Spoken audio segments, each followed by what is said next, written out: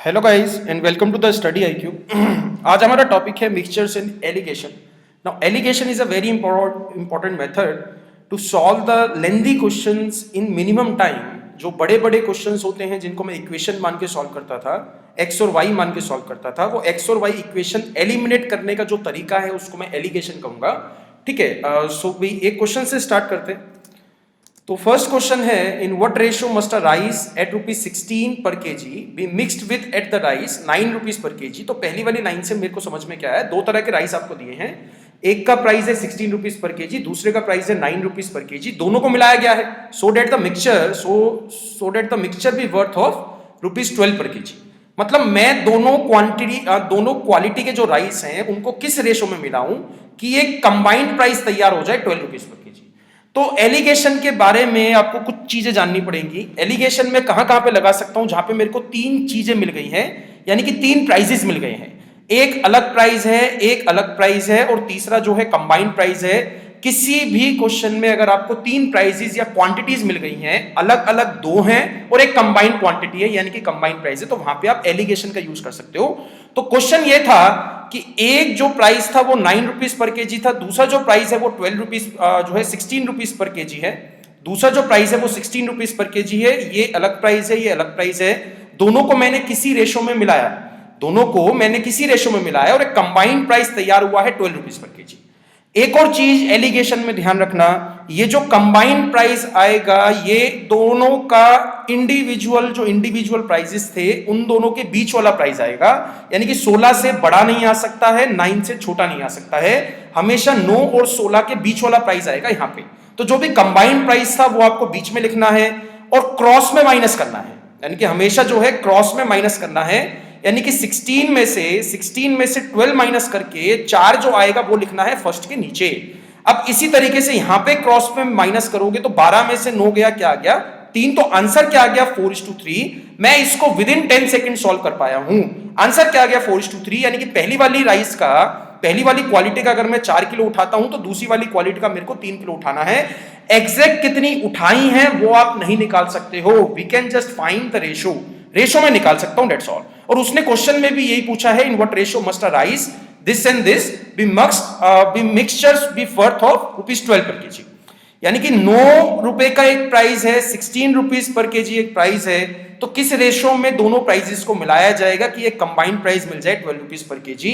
तो जो mixture and allegation के बारे में मैंने आपको दो चीजें बताई हैं, मैं कहां पे यूज कर सकता हूं, जहां पे तीन प्राइसेस आपको दिए गए हैं, individual and combined price. Fine, तीन प्राइसेस हैं, दो इंडिविजुअल प्राइसेस है और तीसरा प्राइस कंबाइंड है। एंड वन मोर थिंग, जो सेकेंड चीज है जो आपको ध्यान रखनी है, ये यहां पे जो लिखोगे हमेशा कंबाइंड प्राइस लिखना है और जो कंबाइंड प्राइस आएगा वो हमेशा 1 से छोटा और 1 से बड़ा रहेगा। फाइन, जैसे 9 से बड़ा है और 16 से छोटा है, 16 से बड़ा कंबाइंड प्राइस अगर दिया गया है तो क्वेश्चन गलत है या फिर आप गलत तरीके से उसको पढ़ रहे हो। तो 9 से 1 से बड़ा आएगा, दूसरे से छोटा आएगा, फिर क्रॉस में माइनस करना है, 16 में से 12 माइनस करा, क्या आ गया 4, ऐसे क्रॉस में माइनस करना है और 2 के नीचे लिखना है, यानी कि 12 में से 9 माइनस करा, क्या आ गया 3, तो 4:3 इज द राइट आंसर, जो मेरे से क्वेश्चन पूछा था। ठीक है, अब देखते हैं कि इसके अलग अलग टाइप के कैसे क्वेश्चन बन सकते हैं, how to apply in different type of questions. ठीक है, वन मोर यहां पे आपको दिया है, now this is the question of the average. Now average में इसका कैसे यूज करेंगे, average age of students of the class 15.8। Now ये पूरी क्लास की आपको एवरेज दी है 15.8। The average age of the boys की एवरेज एज आपको दी है 16.4 and that of girls is 15.4।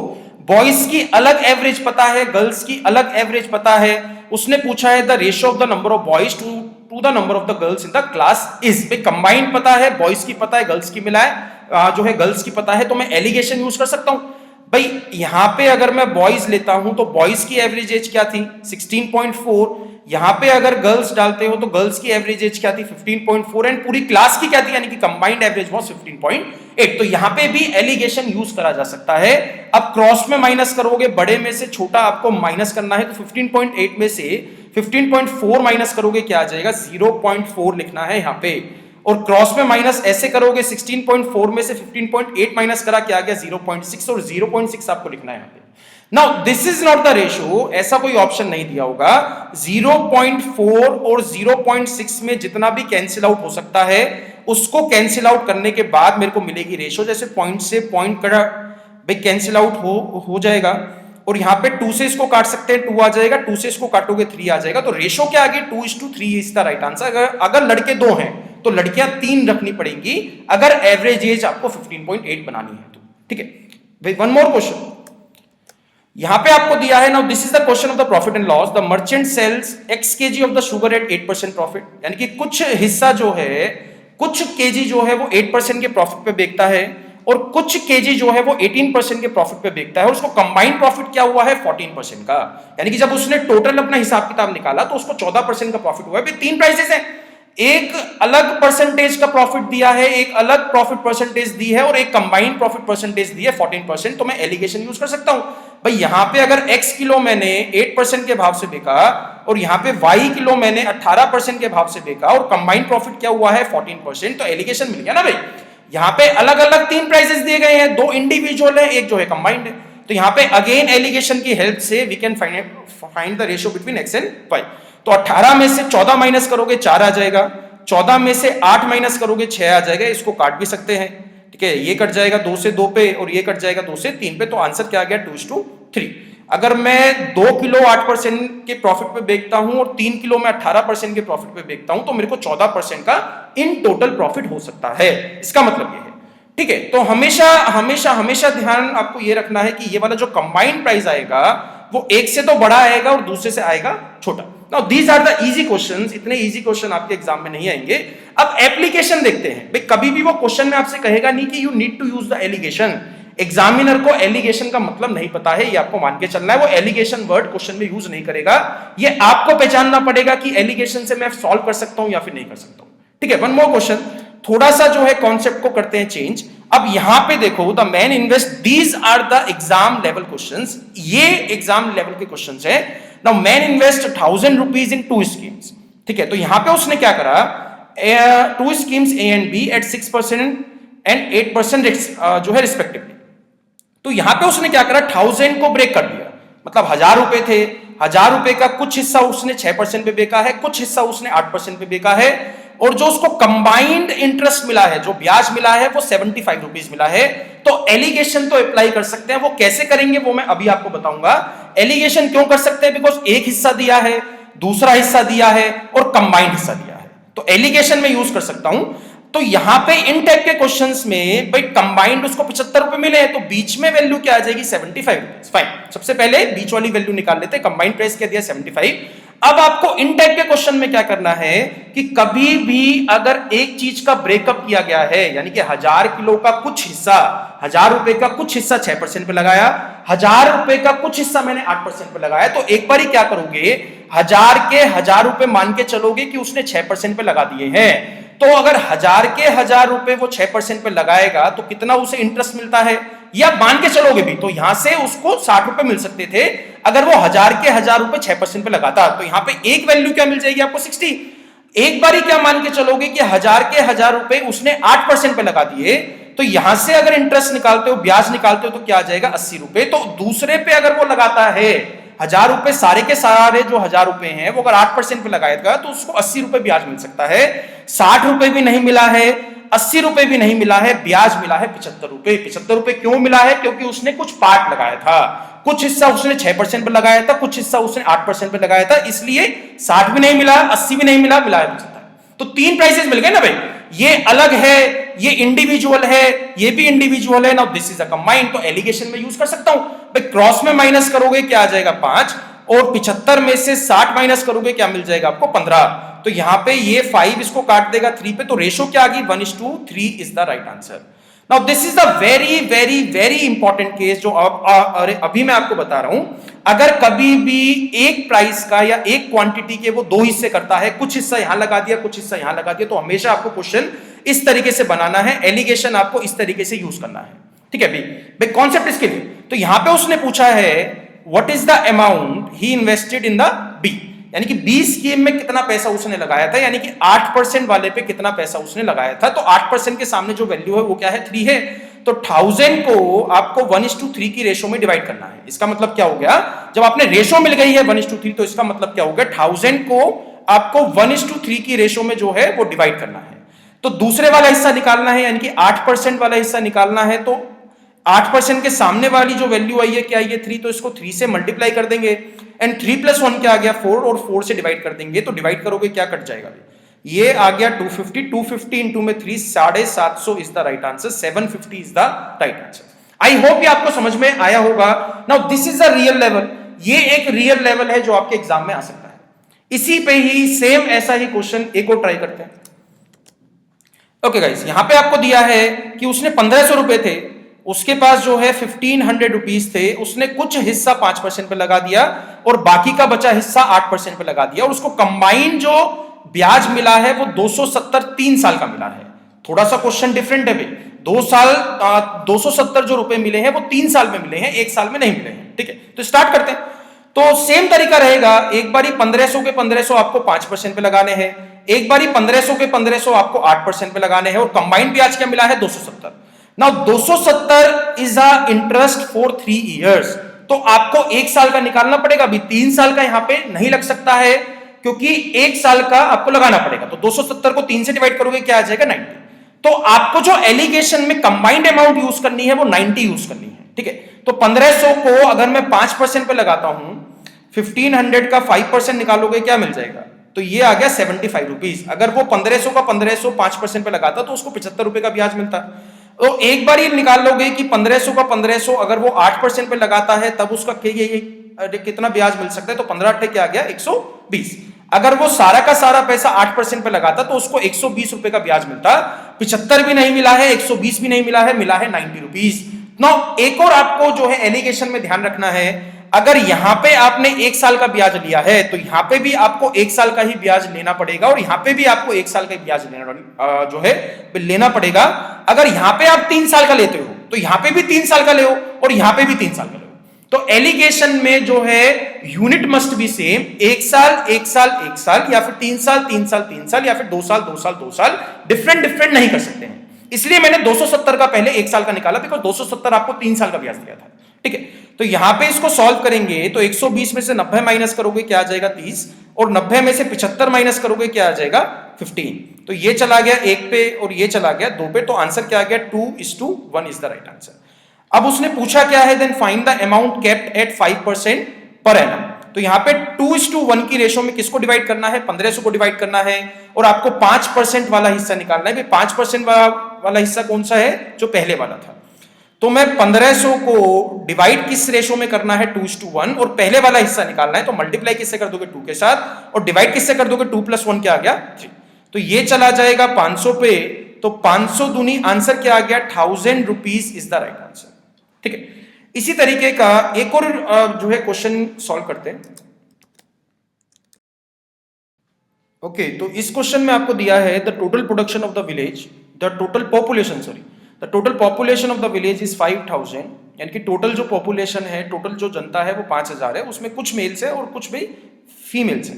The number of males increases by 10% and number of females is increases by 15%, यानी कि जो मेल्स है वो 10% की रफ्तार से बढ़ा जो इंक्रीज हुए हैं, और जो फीमेल्स है वो 15% की रफ्तार से इंक्रीज हुई हैं।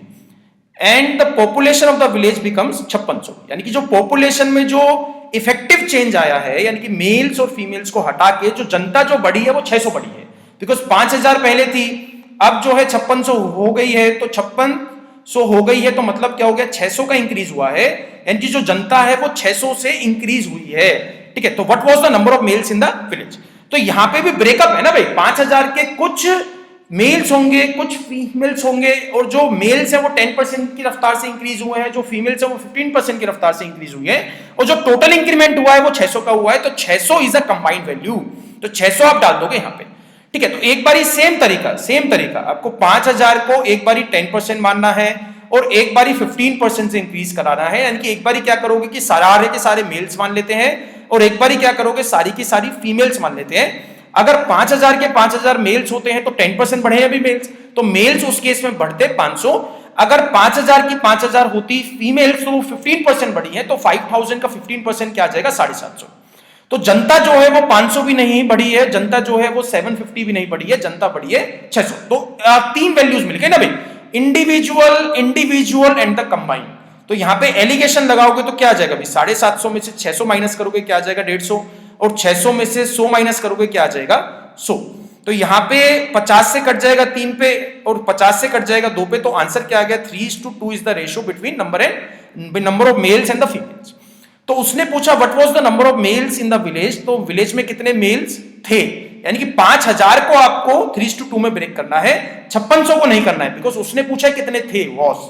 तो 5000 को मेल्स निकालने हैं, तो मेल्स के जो सामने वाली वैल्यू है वो क्या है 3 है, तो 3 से मल्टीप्लाई कर दोगे, डिवाइड किससे करना है 3 + 2 5, तो ये चला जाएगा 1000 पे, तो 1000 इंटू में 3 आंसर क्या आ जाएगा 3000 is the right answer. 3000 was the number of males before increases. ठीक है, ये वाले जो क्वेश्चंस हैं ये मैं जनरली स्कूल टाइम में जो लीनियर इक्वेशन बना के सॉल्व करता था, तो जहां पे भी लीनियर इक्वेशन बनाने की जरूरत पड़ती है वहां पे आप एलिगेशन का यूज कर सकते हैं। ठीक है, इसी टाइप का one more question. Now this is the most important question, ये जो है हर एक एग्जाम में हर साल आता ही आता है इस टाइप का क्वेश्चन। जैक है some hens and horses in the farm. ठीक है, कुछ हेन्स है कुछ हॉर्सेस है in the farm. If the number of heads is 96, total जो सर है वो 96 है, और टोटल नंबर ऑफ फीट यानी कि टोटल जो टांगे हैं वो 280 हैं, तो what is the number of horses in the farm. तो इसको किस तरीके से हम अप्रोच कर सकते हैं भाई, अगर 96 हेड्स हैं, अगर टोटल जो हेड्स हैं वो 96 है, तो 96 आपके एनिमल्स में भी बन जाएंगे, बिकॉज एक एनिमल का एक ही हेड रहेगा, तो टोटल नंबर ऑफ एनिमल्स कितने आ चुके हैं 96। अब लेग्स में फर्क पड़ जाएगा, बिकॉज हेंस की जो है 2 लेग्स रहेंगी और हॉर्स की जो है वो 4 लेग्स रहेंगी, तो 280 में इसलिए फर्क आया है। ठीक है, तो यहां पे क्या कर लेते हैं, एक बारी हेंस मान लेते हैं और एक बारी हॉर्स मान लेते हैं। तो जो कंबाइंड जो लेग्स हैं वो क्या है 280 है। एक चीज ध्यान रखना भाई, इन टाइप के क्वेश्चंस में एलिगेशन हमेशा, एलिगेशन कभी भी आपको टोटल क्वांटिटी पे नहीं लगाना है। जैसे टोटल नंबर ऑफ एनिमल्स आपके पास 96 थे, तो 96 पे एलिगेशन नहीं लगाओगे, एलिगेशन दूसरी वाली क्वांटिटी यानी कि 280 पे लगेगा। एलिगेशन कभी भी टोटल नंबर ऑफ स्टूडेंट्स या टोटल नंबर ऑफ एनिमल्स पे नहीं लगता है, तो बीच में क्वांटिटी क्या मिलेगी 280 ना 280 क्या है लेग्स है। तो एक बार ही आपको क्या करना पड़ेगा कि 96 की 96 क्या है वो हेंस है। अगर 96 की 96 हैंस होती हैं, एक हैंड की 2 टांगे हैं, तो मल्टीप्लाई करोगे 2 से क्या आ जाएगा 192 लेग्स बन सकती थी। अगर सारी की सारी हैंस होती तो 192 लेग्स बन सकती थी। एक बार ही आपको क्या करना है कि सारे के सारे हॉर्सेस मानने हैं। अगर सारे के सारे हॉर्स होते तो 96 को मल्टीप्लाई किससे करोगे आप, एक घोड़े की 4 टांगे रहती हैं, तो 96 मल्टीप्लाई 4 क्या आ जाएगा 384, 384। तो ज्यादा से ज्यादा यानी कि हॉर्स की जो है वो 384 लेग्स बन सकती थी। अगर मैं सारे के सारे हॉर्स मानता हूं तो 384 लेग्स इज पॉसिबल। अगर मैं सारे के सारे हेंस मानता हूं तो 192 लेग्स इज पॉसिबल, बट ये भी नहीं है, ये भी नहीं है। आंसर क्या है 280 लेग्स है। ठीक है, तो ऐसा क्यों है, बिकॉज कुछ हेंस है और कुछ हॉर्स है। तो अब मैं एलिगेशन लगा सकता हूं, ये अलग क्वांटिटी मिल चुकी है, ये अलग क्वांटिटी मिल चुकी है। Now this is the combined. तो 384 में से 280 माइनस करोगे तो क्या आ जाएगा 104, और 192 और 280 का डिफरेंस निकालोगे, 280 में से 192 माइनस करोगे क्या आ जाएगा 88। तो यहां पे जो है इसको 8 से कट कर सकते हैं, इसको 8 से काटोगे क्या आ जाएगा 13, और इसको 8 से काटोगे क्या आ जाएगा 11। तो आंसर क्या आ गया 13:11। अब मेरे को हॉर्सेस निकालने हैं, but total number of animals थे 96, तो 96 को मेरे को 13:11 की रेशियो में डिवाइड करना है, हॉर्सेस निकालने यानी कि दूसरे वाला पार्ट निकालना है। तो 96 को मल्टीप्लाई किससे कर देंगे 11 के साथ, डिवाइड किससे कर देंगे 13 + 11 क्या आ गया 24। तो ये कट जाएगा 4 पे, 11 4 जा क्या आ गया 44 हॉर्सेस हैं। This is the right answer, these are the number of horses in the farm. Now concept is clear. ये मैंने क्वेश्चन भी एलिगेशन से यूज करा है, और कहीं भी उसने कहा नहीं था कि you need to use the alligation. Alligation आपको यूज करना है, वो आपको पहचानना पड़ेगा क्वेश्चन में कि एलिगेशन में कैसे यूज कर सकता हूं इस क्वेश्चन में। ठीक है, now one more question same type का है, यहां पे आपको दिया गया है सम ऑफ ₹55, यानी कि जो है 55 रुपीज आपको डिवाइड करने हैं 150 बच्चों में। 150 बच्चों में 55 रुपए डिवाइड करने हैं। अगर हर एक लड़की को 50 पैसे के हिसाब से दिए गए हैं और हर एक लड़के को 25 पैसा के हिसाब से दिए गए हैं, भाई यहां पे डिवाइड करा गया है ना 150 में से कुछ ये है कुछ ये है, तो कुछ है, तो एलिगेशन लगाना है तुम्हें। Now find the number of girls. तो यहां पे एलिगेशन किस पे लगाएंगे भाई, 150 पे नहीं लगाएंगे, because these are the total number of children. तो एलिगेशन लगेगा 55 पे। तो एलिगेशन आपको यूज करना है 55 पे। एक बार सारे के सारे बॉयज मानने हैं, एक बार सारी की सारी गर्ल्स माननी है। Now these are the 55 rupees, ठीक है। तो यहां पे पैसा जो है उनको रुपीज में कन्वर्ट करना पड़ेगा, because unit must be same, पैसा पैसा पैसा या फिर रुपी रुपी रुपी। तो यहां पे 150 के 150 बच्चों को अगर मैं बॉयज मान के चलता हूं, अगर 150 के 150 बच्चों को बॉयज मान के चलोगे तो एक लड़के को 25 पैसा दिया गया है, एक लड़के को 25 पैसा दिया गया है। तो 25 पैसा का मतलब क्या हो गया, 1/4 रुपी।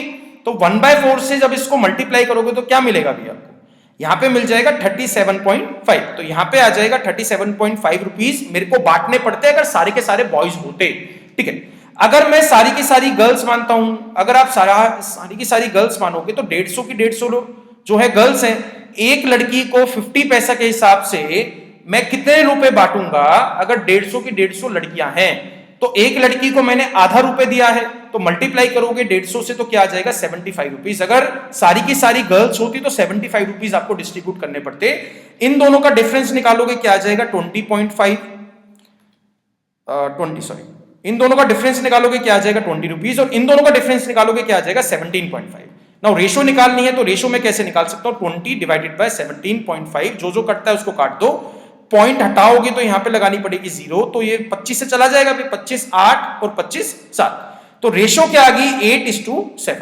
तो रेशो आ गई है 8:7। अगर बॉयज जो है 8 है तो लड़कियां 7 रखनी पड़ेंगी आपको, तभी जो है इस तरीके से हिसाब जो है बन सकता है। Then find the number of girls. Number of girls निकालने भी टोटल नंबर ऑफ स्टूडेंट दे 150 थे, तो नंबर ऑफ गर्ल्स वाला पार्ट कौन सा है 7। तो 150 को मल्टीप्लाई कर दोगे 7 के साथ, डिवाइड किससे कर दोगे 8 + 7 क्या आ गया 15। तो यहां पे ये कट जाएगा 10 पे, तो आंसर क्या आ जाएगा 70 नंबर ऑफ गर्ल्स हैं। Now answer is 70 number of girls. Okay, one more question same type का है। ओके गाइस, इस क्वेश्चन में आपको दिया गया है sum of rupees 36.90 is made up of 180 coins, यानी कि 180 कॉइन्स हैं जो या तो 10 पैसा के हैं या फिर 25 पैसा के हैं। सेम क्वेश्चन है जैसा हम लास्ट कर रहे थे, या तो गर्ल्स हैं कुछ बॉयज हैं, कुछ 10 पैसा है कुछ 25 पैसा है। सेम तरीके से ही आपको सॉल्व करना है, फाइंड द नंबर ऑफ 10 पैसा कॉइन्स। तो सबसे पहले क्या निकालना है, we just need to find the ratio. तो एक बार ही आपको क्या करना है कि 180 के 180 कॉइन्स आपको 10 पैसा के मानने हैं। अगर 180 कॉइन्स 10 पैसा के हिसाब से भी कितने रुपीस बन जाएंगे, 10 को डिवाइड किससे करोगे आप 100 से, तो यहां पे क्या आ जाएगा 18 रुपीज। अगर मैं सारे के सारे जो कॉइन्स हैं वो 10 पैसा के मानता हूं तो 18 रुपीज की वैल्यू बन सकती है। एक बार ही आप क्या करोगे 180 के 180 आपको 25 पैसा के मानने हैं, तो यहाँ पे पैसा को रुपीज में बनाना है तो डिवाइड करोगे 100 से, ये चला जाएगा 4 पे, और 4 इसको काट देगा 45 पे। यानी कि सारे के सारे कॉइन्स अगर मैं 25 पैसे के मानता हूं तो 45 रुपए की वैल्यू बनती है। एक वैल्यू आपके पास 18 रुपीज की आ गई, एक वैल्यू आपके पास 45 रुपीज की आ गई, बट 18 भी वैल्यू नहीं बनी है, 45 भी नहीं बनी है, वैल्यू बनी है 36.90। तो बीच वाली वैल्यू क्या आ जाएगी 36.9। तो 45 में से अगर 36.90 आप माइनस करोगे क्या आ जाएगा 8.1 लिखना है यहाँ पे, और 36.90 में से 18 माइनस करोगे तो क्या मिल जाएगा 18.9 लिखना है आपको यहाँ पे। We need to find the ratio. तो 8.1 और 18.9 में हम रेशो निकालेंगे तो जितना भी कैंसिल आउट हो सकता है उसको कैंसिल आउट करेंगे तो पॉइंट से पॉइंट कट जाएगा। 27 आ गया, और यहां पे क्या आ जाएगा 27 जा 3:7 इज द राइट आंसर। 3:7 की रेशो में आपको किसको डिवाइड करना है 180 कॉइन्स को, टोटल वैल्यू को। नंबर ऑफ 10 पैसा निकालने तो 10 पैसा वाले कौन से थे भी, पहले वाले ये थे 10 पैसा वाले, तो 10 पैसा की वैल्यू क्या है 3।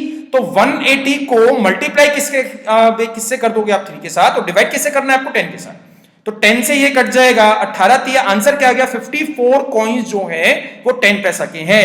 आई होप ये एलिगेशन की एप्लीकेशन आपको समझ में आई होगी। Now application is important thing कि how to apply the alligation. भी एलिगेशन समझ में तो सबको आ जाता है, ये समझ में नहीं आ पाता है कि इस क्वेश्चन में एलिगेशन लग सकता है या फिर नहीं लग सकता है। तो प्रैक्टिस और लॉट आपको इन टाइप के क्वेश्चंस की मैंने आज नो टाइप कराए हैं आपको। नो के नो टाइप काफी इंपॉर्टेंट है, इसी टाइप के क्वेश्चंस आपके एग्जाम में आने वाले हैं, ठीक है। इसी का ही एलिगेशन का ही one more question, one more type basically. यहां पे आपसे क्या कहा गया है कि एक क्वालिटी के वीट का प्राइस है 9.3 per kg are mixed with another quality at the certain rate. दूसरी वाली क्वालिटी का जो प्राइस है वो आपको नहीं दिया है, वो आपको निकालना है in the ratio of 8:7। Ratio आपको दे दी है 8:7। If the mixtures of form B worth ₹10 पर केजी, यानी कि दो इंडिविजुअल प्राइजेस में से एक इंडिविजुअल प्राइस नहीं दिया है, कंबाइंड प्राइस दे दिया है और रेशो दे दी है, तो दूसरी वाली क्वालिटी का प्राइस आपको निकालना है। ठीक है, तरीका वही रहेगा, यहां पे 9.3 आ जाएगा, यहां पे दूसरी वाली क्वालिटी का जो व्हीट है उसका प्राइस आपको नहीं पता है, तो लेट्स सपोज x है, तो कंबाइंड प्राइस क्या दिया है आपको ₹10 पर केजी, और रेशो क्या मिल गई 8:7, रेशो मिल गई है आपको 8:7। तो यहां पे मैं कैसे सॉल्व कर सकता हूं इस क्वेश्चन को, भाई एक कॉम्बिनेशन तो तैयार है ही आपके पास, जो ये वाला कॉम्बिनेशन है now this combination is a ready, 10 में से 9.3 तो माइनस कर सकते हैं ना, भले ही मेरे को यहां ये वाला कॉम्बिनेशन नहीं पता है बट ये वाला कॉम्बिनेशन तो पता है। 10 में से 9.3 माइनस करोगे क्या आ जाएगा 0.7, बट यहां पे क्या दिया है 7, जो रेशो में दिया है वो क्या दिया है 7, तो 7 का अगर मेरे को 0.7 बनाना है तो डिवाइड किससे करोगे आप, 10 से करना पड़ेगा, तो इसको 10 से करा है तो इसको भी आपको 10 से करना पड़ेगा, 8 को 10 से डिवाइड करा क्या आ गया, आंसर वुड बी 0.8। तो इन दोनों वैल्यूज का जो डिफरेंस मिलेगा वो क्या मिलेगा 0.8। बट एक चीज ध्यान रखना, भी मैंने इनिशियली एक क्वेश्चन में कहा था आपसे कि ये जो कंबाइंड प्राइस है, ये जो इंडिविजुअल प्राइसेस है, तो एक इंडिविजुअल प्राइस कंबाइंड प्राइस से मिलेगा कम और एक मिलेगा ज्यादा, तो कम तो मिल चुका है भी 9.3 जो है वो 10 से कम है, तो ये वाला जो x प्राइस होगा वो 10 से फालतू होगा, तो 10 से फालतू का मतलब क्या हो गया, तो 10 में प्लस 0.8 करना पड़ेगा, आंसर क्या मिल जाएगा 10.8 is the right answer. Again repeat कर देता हूं, ये वाला जो प्राइस है ये टोटल कंबाइंड प्राइस से छोटा है, तो दूसरा प्राइस रहेगा बड़ा, उसको बड़ा बनाने के लिए तो प्लस करोगे ना भाई, ये अगर बड़ा रहता, अगर 9.3 ये वाला जो प्राइस है, ये वाला प्राइस 10 से बड़ा रहता तो ये वाला प्राइस छोटा बनाना पड़ता, उस केस में मैं 10 में से 0.8 माइनस करता। एलिगेशन में ध्यान रखना, ये जो कंबाइंड प्राइस आएगा, इस कंबाइंड प्राइस से एक वैल्यू मिलेगी छोटी तो दूसरी मिलेगी बड़ी, एक वैल्यू बड़ी है तो दूसरी मिलेगी छोटी, दोनों के बीच वाला प्राइस रहता है 10। ठीक है, वन मोर क्वेश्चन। नो, ये वाला जो क्वेश्चन है वो आपको भी खुद से सॉल्व करना है और मेरे को जो है भी कमेंट्स के नीचे आंसर देना, जो कमेंट्स हैं कमेंट्स में इसका आंसर देना, मैं आपको बताऊंगा सही है या फिर गलत है, तो answer in comment. Thanks a lot guys, hope ये एलिगेशन की ट्रिक आपको समझ में आई होगी, अगर फिर भी कोई डाउट रहता है तो ask me in comment, I will solve it. Thanks a lot.